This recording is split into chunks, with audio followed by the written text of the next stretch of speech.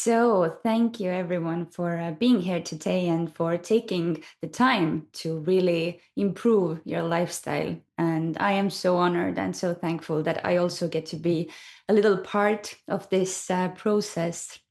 So, wherever you are in the world, I know we have people from different countries, different time zones. Just take a little moment, wherever you are, and notice how your body feels. You don't have to change anything, you don't have to move yourself, but just notice. Because before we talk about feng shui or space or energy, we do have to talk about our body. Most of us were taught to think about our lives from the mind up. We analyze, we plan, we live in this big systematic world. We try to fix things more mentally, but actually, our body experiences life first. And the environment speaks directly to our bodies. So today, I really want to offer you a different perspective on feng shui. It's not so much about interior design or decorations, not as rules, but just as a way to understand how your space communicates with your nervous system every single day, because it is so important. And I started studying in International Feng Shui School around 1 year ago. But already I have been so lucky to experience so many big shifts in my life. And that's why I really want to share this with you too. So, one of the most important things to understand is that there are no such things as neutral spaces. Your home is not passive, your office is not passive, your car is not neutral. Every space is constantly sending signals to you, either signals of safety or pressure, openness or contraction.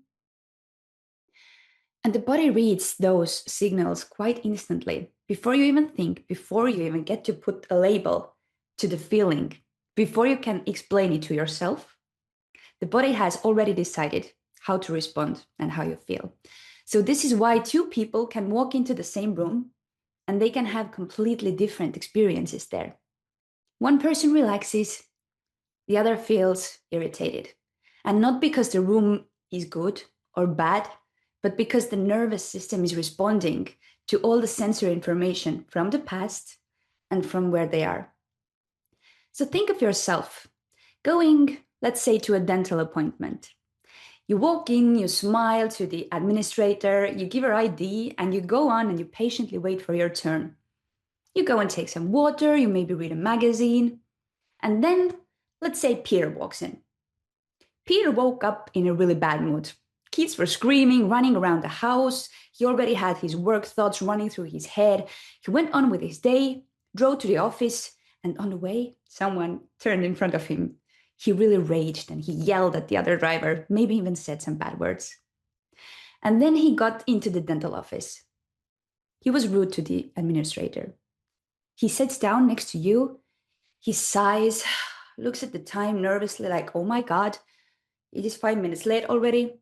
Great. Now he doesn't have time to fix my tooth.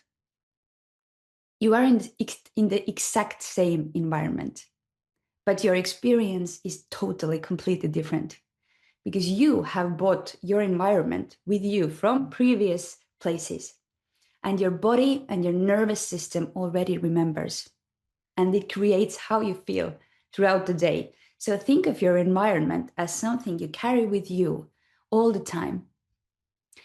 So let me make this very simple. The environment really affects our nervous system. The nervous system then shapes our emotional state. So that's how Peter felt, right?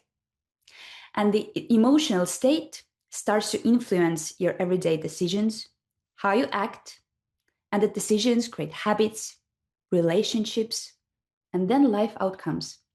Now imagine this. You walk into your home, it has been a long day, you're tired, the lighting is harsh, you put on the light, it's maybe even cold. There are things on the floor, you need to step around, you need to navigate. Your eyes don't know where to rest because there is just so many things. So your body has to navigate many obstacles before it can relax. Even if you love your home, even if it is beautiful, your nervous system stays alert. So Now imagine a different version. You open the door, the space feels clear, there is room to breathe. You get inside your home and you're like, ah, I'm home. And your body understands immediately that now I can relax. Now it's time to let go of my day thoughts. It's time to decompress, to take my time. I know where to land. And nothing dramatic has changed, but the message that your mental state got did. So, this is where and why Feng Shui actually works. It's not at the level of belief. You don't have to be a believer, but it is at the level of your own body. So, your brain acts on anchors in the home. Either they're positive or they're negative. And if you think about your dreams or your goals, and when you think about achieving what you wish, think about how your home supports these things, or does it do the opposite? Let's do a simple example. You started this year. We have a new year for 24 days already. You started this year and you wanted to be more healthy. You wanted to feel better. You wanted to go running more, go walking more, eat healthier, sleep better. You want to feel better. But then your trainers are pushed to the back of your closet. Your running pants might have a little hole in them. And you seem to not have the perfect coat. So you think, well, the weather is so cold. I do not have a proper coat to wear. And well, oh, I have a hole in my pants. I cannot wear those pants. I cannot go running today. So instead, I will go to the kitchen. The first thing you see is a bowl of candies and sweets and a beautiful wine shelf that you have created. It has beautiful glasses, wine bottles on it. And then you decide, well, I've had quite a rough day. And then you go and you pour yourself a glass of red wine, take some nice chocolate, and then you go sit by the Netflix and binge watch a show for 2 hours, for 3 hours. And suddenly it's 1 in the morning and you only get 6 hours of sleep. And then you just quickly read the things that you need to do tomorrow. You check your calendar, you put your alarm, and then the next day you wake up and you continue the same cycle. And then you think why your life does not change.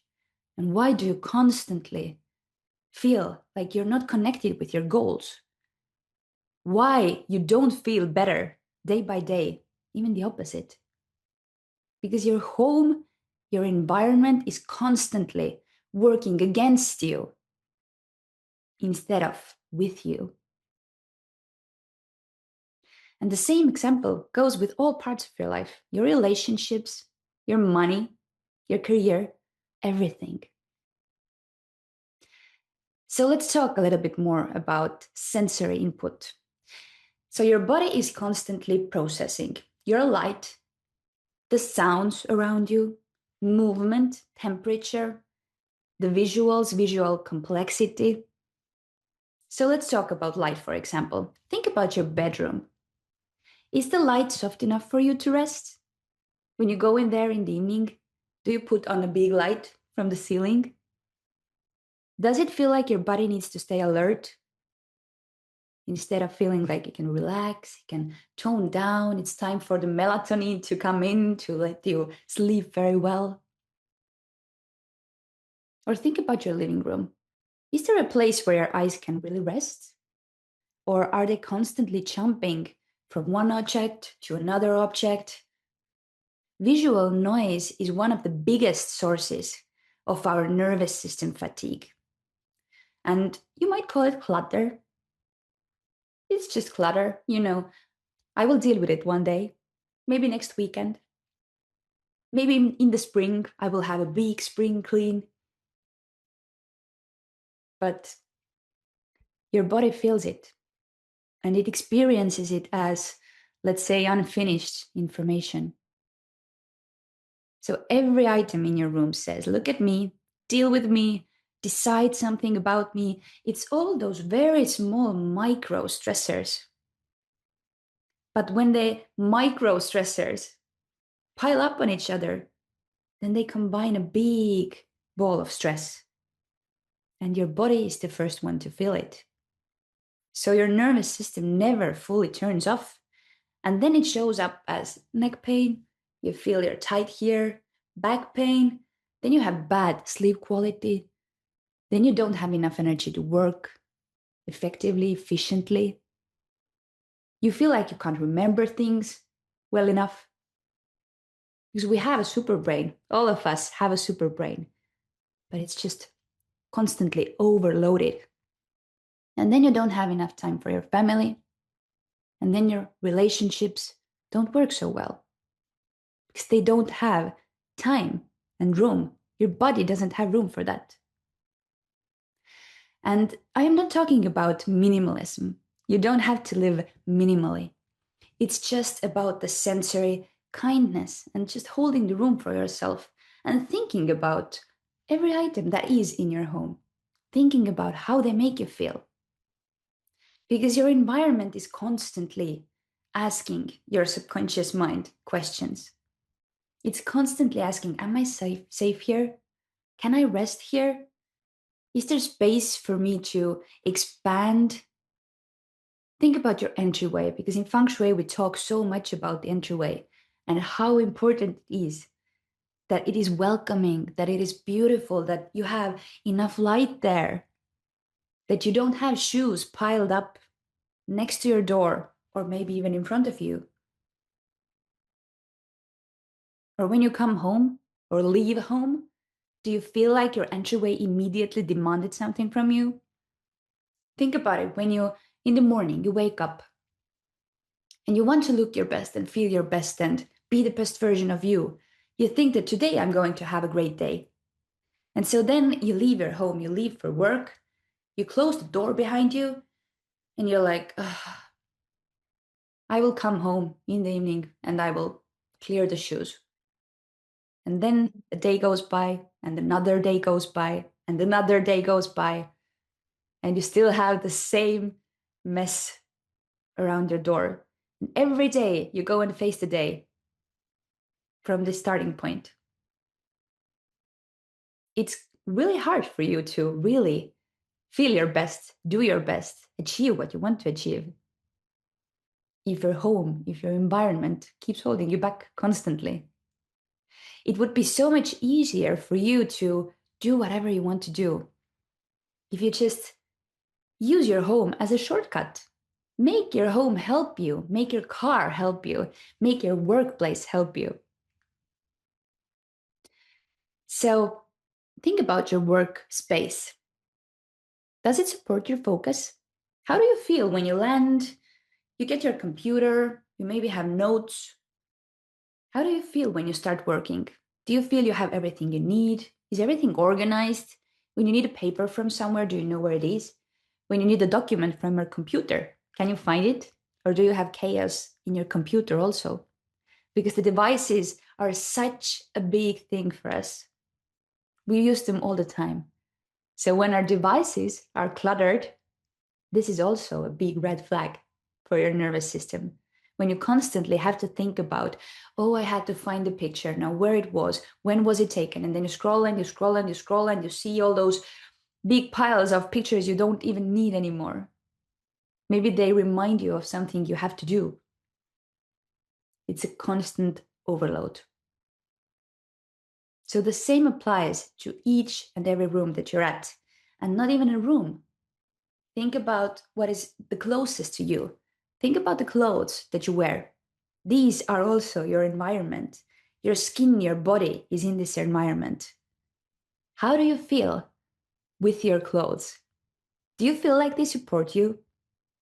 Can your skin just breathe a little? Or do you have constant polyester and other kinds of patterns with you? Do you feel like you can move? Or you have a little too tight clothes that you are a little bit, kept away? These are all little things that constantly remind you that you do not feel good. So how can you try and go out into the world as the best version? If everything else around you is holding you back, it needs to have a lot of mental clarity. You have to be very strong mentally to then push you through the days, the weeks, the years. And then suddenly it's 20 years and nothing has changed. And you look back and you think, how did everything go like this? how did my life turn up to be what it is right now?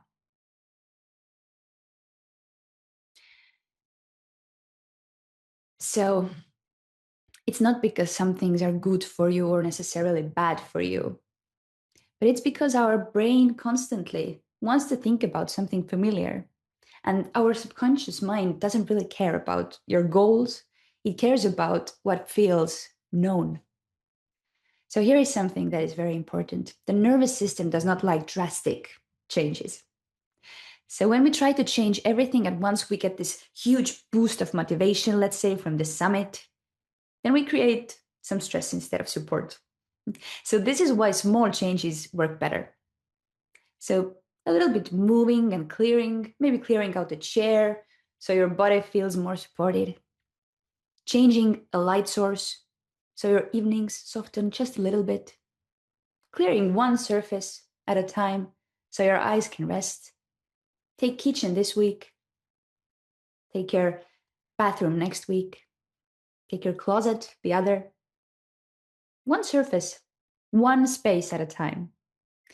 And they're not aesthetic decisions, they are just the nervous system decisions. So when your body feels safe, then change doesn't really need motivation. It happens naturally. So, as we talked about, your home is already reflecting your inner state. Not in a judgmental way, I am just talking in a very honest way. Because when things feel stuck, then life often feels like you're paused. And where things are overcrowded, decisions often feel heavy. It is very hard to make a decision when you are overwhelmed. But when things feel clear and intentional and free, then movement becomes easier.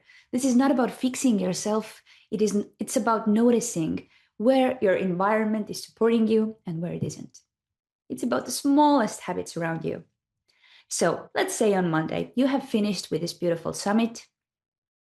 You wake up and you decide for yourself that you want to be just 1% better than you were yesterday. Do 1% better every day. So when you wake up, you make some little changes. Brush your teeth with another hand, maybe. It helps your brain really to feel different. Think about how grateful you are to have another day. Many people don't get that, but you have that day. Think about really how grateful you are to have the life you have. I think most of us here have beautiful, amazing lives.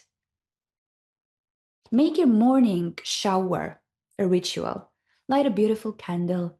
Put on your favorite music. Sing along because music really boosts our nervous system.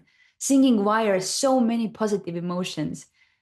Even if it's a quick shower, 2 minutes, light a candle, put on one good song, and just feel the warmth of the shower, brushing off the night that you had, the dreams that you had, and just dance a little bit to the song.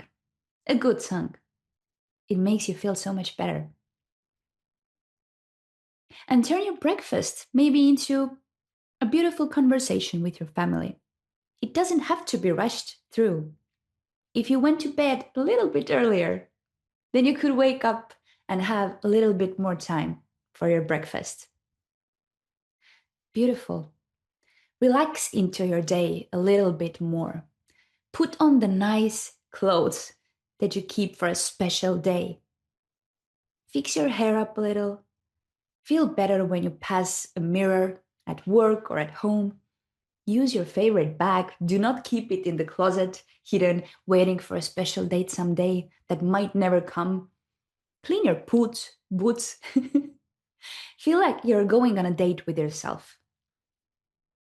Because Feng Shui is not about another set of hard rules that you need to follow. It's about coming really back to basics, living how we were meant to live, how our ancestors lived. Feng Shui can really help you to come back to a more natural way of living, to make your rhythm more natural and beautiful, to wake up with the sun, or at least with a light that reminds you of the sun, to go to bed without any blue lights around you constantly. little small habits that really, really change your day. So I really do wish that you would make some beautiful and small changes, because I can guarantee you that those little changes make so much impact in your life. When you wake up a year from now and you think back to the beginning of this year, you think that I decided to do some really small changes. I didn't have to redecorate my whole house. I didn't have to take time off work to clear everything. I just had to make a conscious decision that I want to live a more better or more beautiful life for myself. Because when I am regulated, when I am not Peter in this dental office, when I am a very beautifully regulated person, then everything around me just glows. It feels so much better. Your relationships blossom. Your work gets done very much more effectively. Money can flow in. You make room for new energy to enter your room, your environment. You don't have to overanalyze anything. It's just very beautiful, small habits. So I really want to leave you with this thought that Feng Shui is not about too much control. It's not about perfection. And it's definitely not about doing things right or wrong. You don't have to feel the pressure. It's just about creating an environment that allows your body to soften. Because when the body softens, then you can feel more clarity and your energy returns to yourself. Your life responds. There is no way that it doesn't respond. It does. So instead of asking yourself, what do I need to fix about myself? What do I need to fix about my environment? Try asking, what does my body need from me? How do I feel best supported? What is one small shift that I can make the upcoming week? How can I start my Monday after this summit ends? Because when the environment flows, then your body listens. And when your body listens, then life begins to move and shift. So thank you so much for taking time to being here on this beautiful summit and for making these changes for yourself, because we all deserve to date ourselves every single day, to live our best life, wear our best clothes, feel like we're powerful and beautiful. Let's do this for ourselves. Thank you.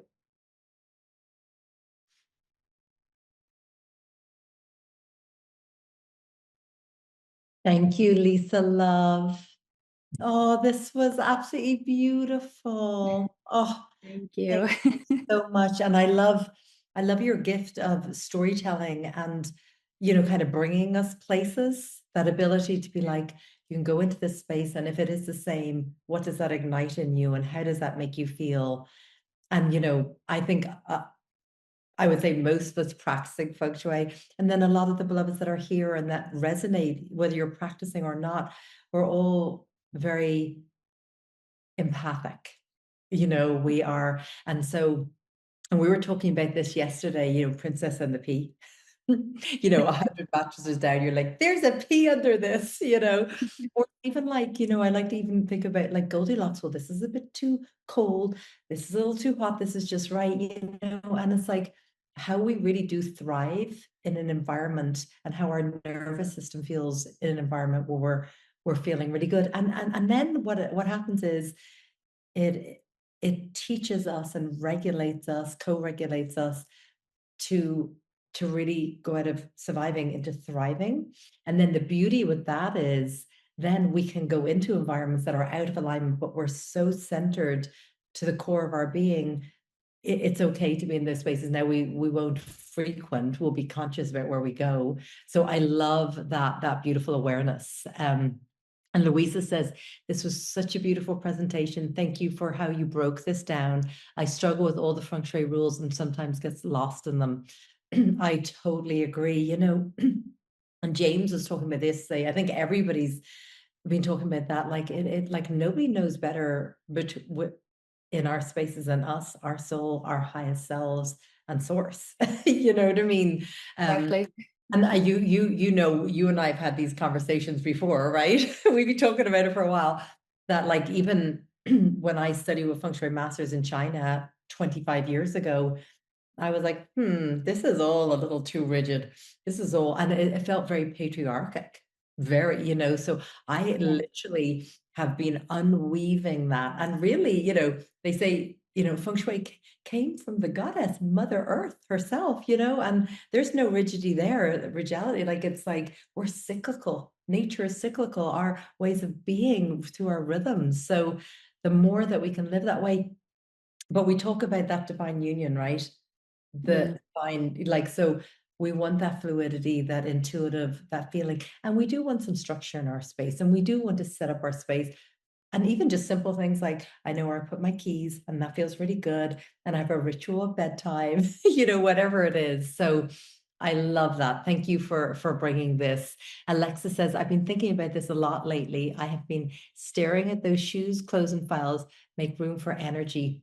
How fantastic. Yeah. Yeah, I love that. So uh, Lisa's here. What questions have you all got? Please. She is just such a wealth of wisdom and knowledge. And I really love, Liisa, how and we have been discussing this, you and I, over the last year or so, how you like have created from who you are and how your knowledge and your wisdom, but also how you experience space and wanting to bring that forth. I love that. Like that's so beautiful, you know. So Lisa's here. We have yeah, we have like 15 minutes for questions. So please feel free to bring them in. Shall we talk a little bit about clearing stuff out, shoes, clothes, files, all of that? Okay, let's see.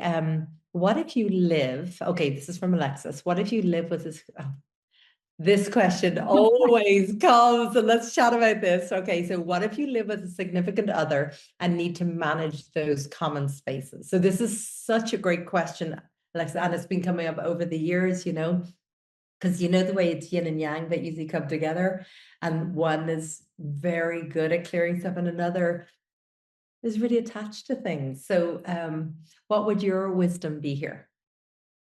I think the simplest thing is to really ask the same questions from the significant other also, because they also feel those things when they enter a home, when it's too cluttered. And you know, when everything that you have has a place, actually, then it cannot get cluttered anymore.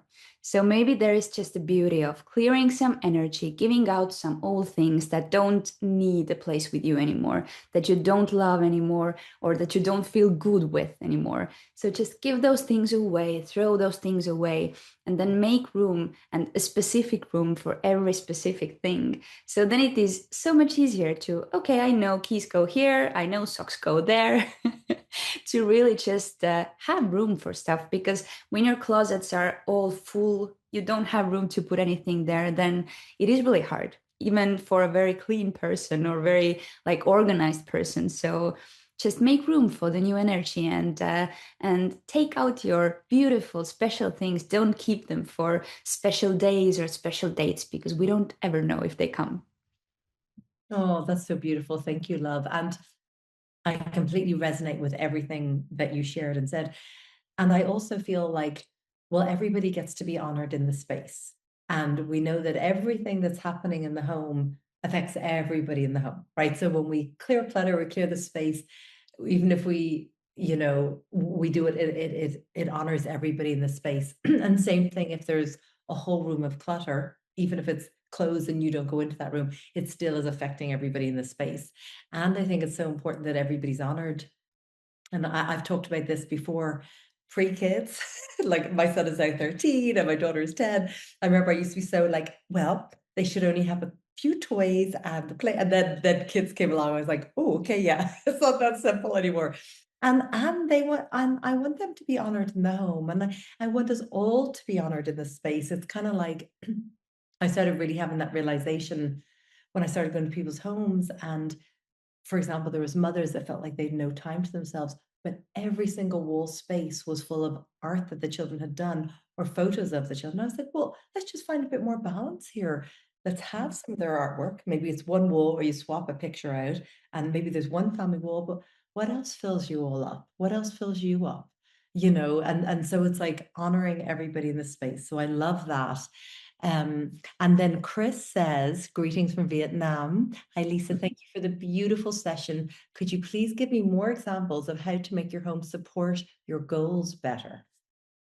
Yeah, this is actually when you talk about decluttering or anything or supporting your goals, then this is just a beautiful way of being creative, really. So you can just try to imagine what it is you wish to achieve. For example, you want to have more money. So Feng Shui has very beautiful practices that you can start already. They are very simple. Just keep your stove really clean or put some beautiful red ribbons around your pipes, but there are also those like anchors that you can make for your brain. So, for example, you're thinking about money, then you can place a bowl of like money affirmations or just beautiful golden coins, or maybe even some crystals that, let's say, purite, is it in English? I hope. So, you can place Pyrite, those things. pyrite, is that the pyrite? Yeah, Pyrite, yeah, pyrite. perfect. Yeah. Yeah. So, and then you make this anchor with yourself. So, for example, let's say I take this stone, I feel like I want this to remind me that I want to earn more money, that I have to make effort, I have to make the steps. But every day I see this little stone, I place it, let's say, near my mirror or near my entryway where I go out every day. And I remember, yes, this is why I have to do it. This is why I have to be more efficient. So I take this stone and I see that it will bring me more money, not magically, but just through my own steps that I take more cautiously and maybe more, I think them through more. That's so beautiful. Thank you. So being intentional and having these anchor points and these reminders. And that's the beautiful thing. It's like the microcosm of the whole universe in your space. And it's like one big vision board, right? One big inspiring space that you get to create. I love that. That's so beautiful. So we got lots of great questions. Louisa, what service do you provide? Is it more decluttering service and consulting people on more cleanliness and order? Yeah, so I don't really, of course I consult, but I am not feeling like I am a declutterer. But I feel like I want to give this like therapeutic touch to feng shui. So whenever I visit the person's home or I do a consultation with them via Zoom, then I just start with questions about what are your goals? What do you want to achieve with this process? Where it is that you want to go? So then we can take it room by room, like life. How do you say it? So relationships, money, everything. And then we just put like conscious decisions around where you want to go. We may talk about fears. We may talk about what it is that is holding you back because we have created so many boundaries to ourselves and we have this feeling that maybe the whole system is working like against us sometimes, but it really isn't. And this is just ourselves really keeping us back and feeling like we are not enough or like we have to prove something to someone. So that's what I really want to do. I want to dig deeper to really feel what the person wants to achieve and what is holding them back. And then we start with each sector of your life and we declutter if necessary. We put more beautiful symbols, just like you said. It's like a vision board. Your home, your workplace is like a 3D vision board, so that you see very clearly what you want to achieve. And then whatever is holding your energy back, we just give it away or we like put it to another circle to someone else. And then we make this like a whole big process of a holistic approach, really. That's so beautiful. Thank you. And I totally agree. And it's within those questions that we sit with, like, you know, how does this artwork feel? And we look at the artwork and we're like, is that resonating with who I am and where I want to go in my life? And you're like, no, I got that in sale years ago, or somebody gave it to me just because they were gonna pass it on, like, and I don't even like it. So it's when we sit with these questions and then we go, do I really need to keep this? No. So it's like sitting with ourselves, sitting with our space, asking. And I love Marie Kondo's work. She's like, It's, touch it to bring you joy, you know. And I say, does it resonate with who I am and where I'm going? And so then yes. we sit with those, we start to clear stuff out. So I love that. And I was thinking, Liisa, maybe for all our beloveds that are here with us, maybe we'll give an invitation, because here we are on the 24th of January, and the solar new year is on the 4th, and the lunar is on the 17th. So why don't we do an invitation to everybody here? And maybe we'll join in on it. I don't know, you're probably really clear. I mean, I've cleared so much this past year as well. But why don't we all consciously choose one thing a day that we're going to let go of all the way to the solar and lunar new year?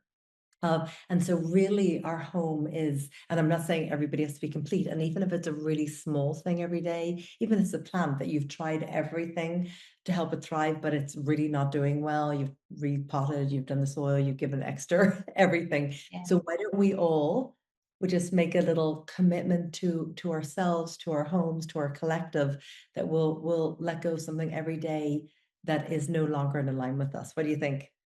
Exactly. This is a beautiful idea. And as I said, it's not a one-time fix because as you shift, as you change, then your thoughts, your feelings towards things change. So when we talk about clothes, for example, maybe 2 weeks ago you liked something that you bought, but now you see, oh, okay, something shifted in me.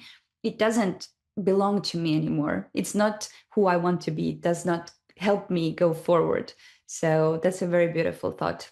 I am in on I that. love that. I love that. It's ever evolving, isn't it? And I feel like at the pace that everybody's awakening now on the planet, there is like almost like a daily awakening, coming home to ourselves, awakening to ourselves. And you're right, something that resonated even just 2 weeks ago may no longer resonate. So I love that. Okay, so Charmaine, what about managing space with living in the house with others? And that is similar to what Alexis is saying. And I love that Alexis said, when she asked about her husband, she said, he's laughing at me now. Yeah, this is a very like, especially when you have kids, then I am a bonus mom. I don't have kids of my own, but I got them with my beautiful family. So it wasn't always so simple to maybe tell them how things should be, or just, no one wants to really be taught. They just have to feel things themselves, I believe. So we just started to create spaces to see how they felt and ask questions from them. How do you feel here? So we now cleared the dining area, for example. How do you feel? It feels good, doesn't it? You feel like you can rest. You feel like you get new inspiration. You feel like you get new thoughts. And especially with kids, it is really important that their rooms are not so much clutter, that they don't have too many things and too much information, because their brains are processing so much. They're trying to grow up and get all the information from the world. So it's just about trying to find the balance of, you can do your own thing in your own room. You can keep your things how you wish, but I am just here to remind you that you feel better if you do that. And if you decide not to, you don't have to. I am not punishing you for that, but you just know yourself too, that if we make your room into a beautiful place, you do feel better, you rest better, you sleep better, you are more excited to go to school or to kindergarten. So, yeah.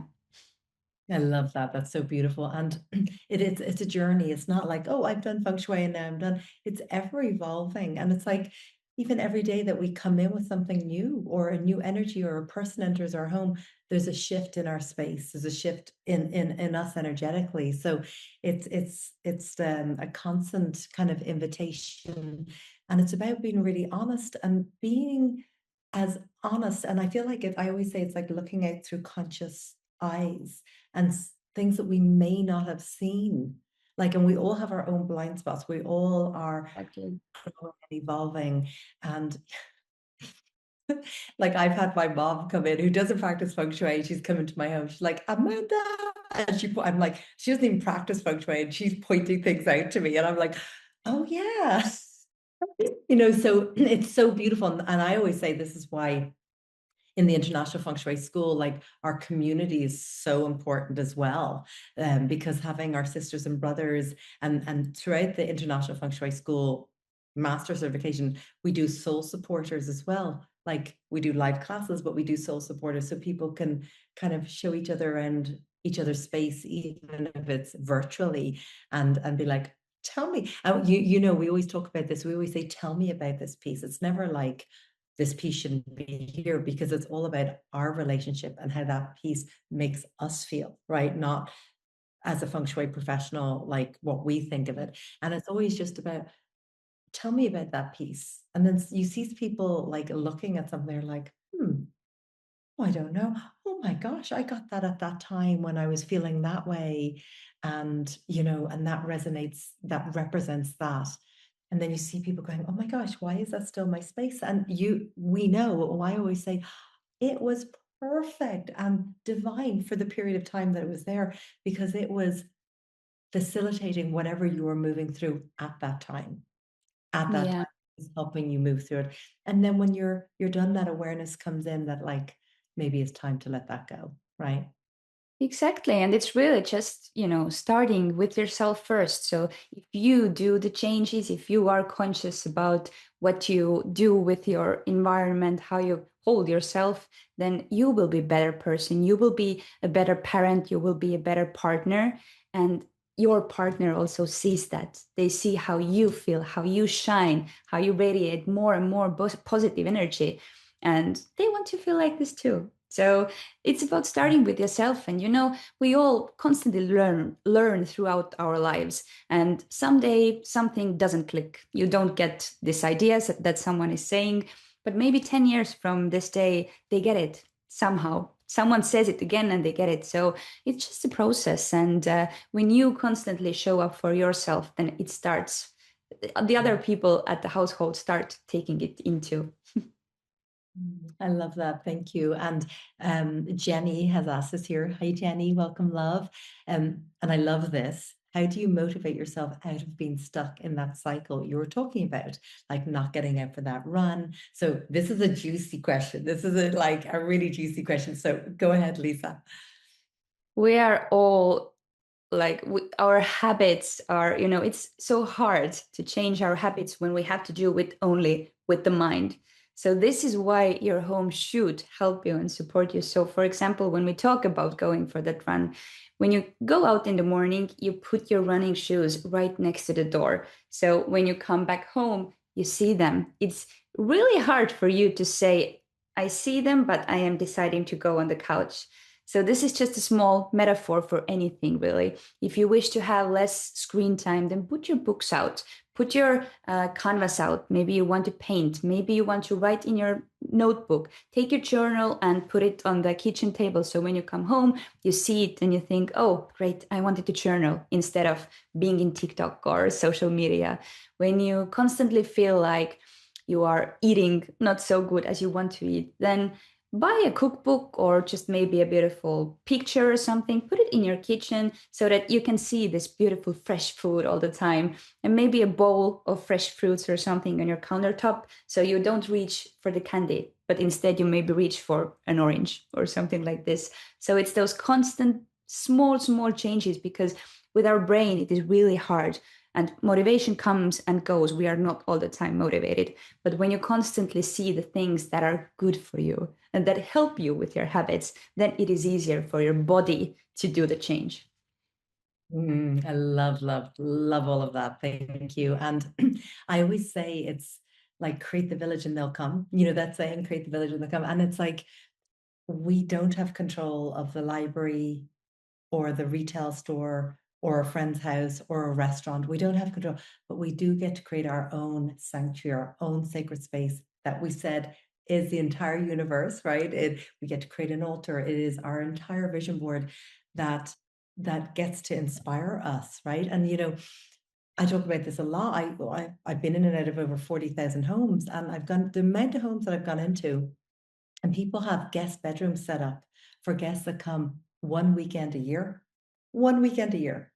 And that's more like people pleasing, like setting up their house for how they think they should. But what are they doing? They're craving to have a room where they can create music, or they have a yoga room, or a meditation room, or arts and craft room, whatever it is. And so it's all about, like you said, putting the runners by the door, creating the space. If you have a room that you go into and the yoga mat is out, and the weights are out, or there's a bike machine, or whatever it is, right? You are much more likely to do that. So you get to create that in your space. You get to set that up that way. And I love that. Like, we don't even have a, a television in our living room, and there's books there. So if the invitation is there already, so it's like all the habits and all the ways, just like you talked about earlier on, that stone that you have infused with the energy of abundance, that is what's going to be lifting your focus, lifting your inspiration, right? We can have a vision board. We can create a beautiful altar where we connect with the divine, where we connect with our higher selves, where we go for guidance, where we, rather than sitting at a screen or scrolling through TikTok, we can sit our altar and we can connect with our highest selves, and we can commune, and we can get real guidance from our highest self. So look, Liisa, we could keep going. We're here. I know we're just like playing, we're just having fun here. These are such good questions. Okay, I'm going to keep going. Letitia, welcome, love. Loved your presentation, Liisa. Can you talk a little bit more about nervous system support choices, so for us to soften in our home? Thank you. Beautiful question. Loving these questions. Beautiful question. And I think it first starts with why and what you want to do. So maybe you can just try with starting with a ritual with your partner or with your family, and ask questions from everyone that how do you feel? How would you like to feel? And why do you feel like your nervous system is not getting enough like rest here? So, and our world is constantly on like a roll. Everything is, the news are coming in, the social media is there. We have so much information all the time, your work, everything, you get information all the time. So your home really should be a place where you feel very grounded. So think of very soft colors like beiges and beautiful soft items. Put some rocks somewhere, make things more round and maybe not so industrial. I know it was a like a thing a while back that everything was like industrial or very red or very blue. So when your home is very triggering for you, then your nervous system doesn't have the space to rest. And think of like bringing more nature into your home. So wherever you are in the world, maybe it's not possible to go out every day to regulate your nervous system, or maybe you cannot keep your windows open all the time. So then think about what you can bring inside. So beautiful plants, how you can make your home feel like it is more nature and less of this EMFs and those electrical things. So eliminate the electrical powers and bring in the nature again and more. So your home feels like it's supporting your soul, not just your mind. I love that. That's so beautiful. And I think everything we've been talking about, less is more in the home, decluttering, having what artwork that soothes and inspires us, having an altar that grounds us, as you said, bring in nature. And sometimes it's not even being able to have a room, like a yoga room or an art room, but there's a special chair that you sit in, and everybody knows that when that person sits on the chair, we just give them space, and then that is there's like a beautiful healthy boundary set. And then even mindful, like there's not a TV playing, or like being really having really healthy boundaries, like we talk about. That's a huge part of sovereignty and self-love, right? Like having boundaries, being able to say no when we need to, saying yes when we need to. But boundaries even within ourselves, boundaries of not having the news playing, boundaries, and be mindful about who we invite into our space, because everything and every person that we bring in brings an energy, right? So we want to be mindful of these things. And then just as far as speaking about boundaries, right? Like, is the front door in good working order? Does the key work well? Does the front door work well? And actually, are things in good working order in the home? Because that can be stressful if things are broken. So it kind of brings us back to the 101 of Feng Shui, decluttering, um, you know, making sure things are in good working order, I right? just really recommend when you want to start from somewhere to really make a list, just brain dump everything you have been thinking about. Write down that when you walk in from your door, what do you see? Do you have like a shelf that you have always wanted to declutter but never got to it? Do you have write something that is not working correctly? Write everything down, brain dump everything. So then your brain gets to breathe, it gets to be like open to new ideas, and then you just start taking it step by step, maybe one thing from the list every weekend or something like this. So a list really helps. Let's go back to lists. I love lists too. I love my grocery store list and all of that. So I'm right there with you. And then Charmaine, I love that. There's two parts to her question, so I'm just going to read those. Should you not take secondhand clothes from people? And then and number two, like how should you give away clothes you no longer want? So I'm loving all these questions. Yeah, so good. Yeah, I'm quite a constant visitor to secondhand stores. I really like them, and I feel like you find a very different like choice than from usual retail. But usually, I just really like to feel with my intuition. This is again the place where your body already tells you information. So when you try them on, when you put them on, how do you feel? Because those things keep energy, and if this doesn't align with you necessarily, then just keep it there. Be really like, think about, if I want to put it on tomorrow, would I feel good? And then when you do buy it, then try to leave it out to just, wind down a little bit. Then, of course, wash it before you wear it. And you can do this again with intention. So just set an intention that this will now be my thing. It will now serve me. It will now give me the power that I want to have. And you know when the thing is right for you and when it is not. And the same thing with books and stuff you buy. It doesn't have to be clothes.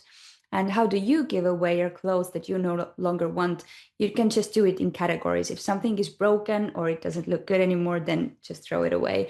But it is also very nice to give things away to secondhand, because people who don't have too much money, they can still go and maybe get a very beautiful, completely new thing with like no price at all almost. So think of it as a little bit like charity. And I think wherever you are in the world, there are charity organizations that do gather clothes and they give them out to people who need them. So I really use charity. And when we moved, for example, I had very big bags and I gave them all away and I felt so good. They went away from me and they get to help someone else. So it really, really makes you feel good when you do those things and when you declutter and when you give things away and you get this fresh energy.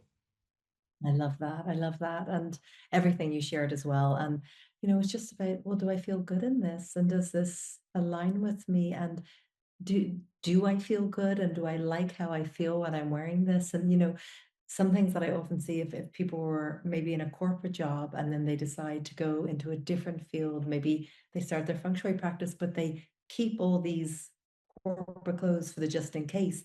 And that's really kind of saying, well, just in case this doesn't work out, right? So it's kind of keeping one foot in the old. And it's like, well, actually, if I don't align, because the truth is with those suits or whatever somebody was keeping from the corporate days, would they really still wear those suits? Not really, right? So it's like, okay, I'm willing to let go because I really trust in my path and I trust where I'm going. And so there's something so powerful about getting, let's just use the example of those old suits and saying, I am complete with that stage in my life and I am making space for this new phase and what I'm stepping into and in what really honors my soul and my journey. So I love that.